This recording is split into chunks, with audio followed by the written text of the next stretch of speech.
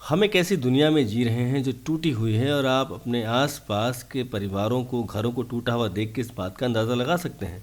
ऐसी दोस्तियां हैं जो टूट गई हैं, देश और सभ्यताएं टूट गए हैं, लोग लड़ रहे हैं, एक दूसरे के साथ युद्ध कर रहे हैं। ये टूटना जो आया है वो हमारे पापों के कारण ही आया है।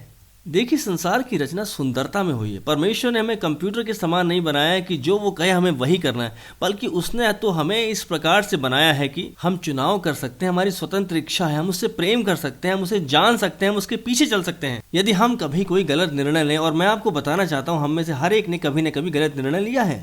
और जब मनुष्य ने सबसे पहले प्रारंभ में सबसे पहला गलत निर्णय लिया, कुछ घटित हुआ, अफरा तफरी मच गई, भ्रम पैदा हो गया, टूटे संबंध हमारे संसार में आ गए और हम अपने पूरे इतिहास में इस टूटे हुए पन को पाते हैं। हम युद्धों को देखते हैं, हम टूटे हुए परिवारों को देखते हैं और अब हम ऐसी पीढ़ी में रह रहे हैं जहाँ पर बहुत सारे रिश्ते टूटे हुए हैं। और आपको पता है, इसने मेरे हृदय को भी तोड़ दिया है। मैं देखता हूँ कि दो लोग वेदी के सामने आते हैं, वे एक दूसरे से विवाह करना चाहते हैं और वे एक दूसरे के प्रेम में हैं और उसके बाद 10 साल के बाद वे टूटे हुए हैं, वे क्रोध में हैं, वे एक दूसरे से नफरत करते हैं।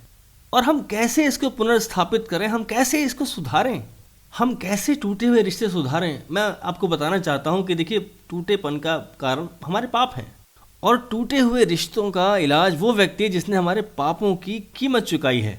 वो यीशु है। जब वो उस सलीब पे मर गया, उसने कष्ट सहा और सलीब पे मर गया, उसने हमारे पापों की सजा अपने ऊपर ले ली। और क्या होता है कि वो हमारे पापों को माफ कर देता है, इसलिए हम परमेश्वर के साथ सही रिश्ते में आ सकते हैं। और उसके साथ ही हम इस योग्य होते हैं कि हम जाएं और जाकर दूसरे लोगों के साथ अपने रिश्ते सही करें।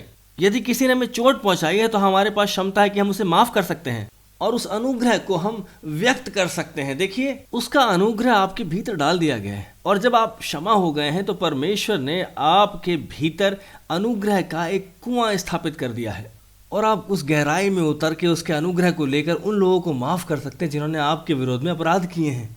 और यहीं पर टूटे हुए रिश्ते सुधरते हैं, यहीं पर वो फिर से बुनते हैं और यहीं पर हम उन्हें फिर से साथ ला पाते हैं। लोगों को, परिवारों को, कम्युनिटीज को, यहाँ तक कि देशों को, यहाँ तक कि कलीसियाओं को भी उन टूटे हुए रिश्तों को फिर से सुधारने की आवश्यकता है।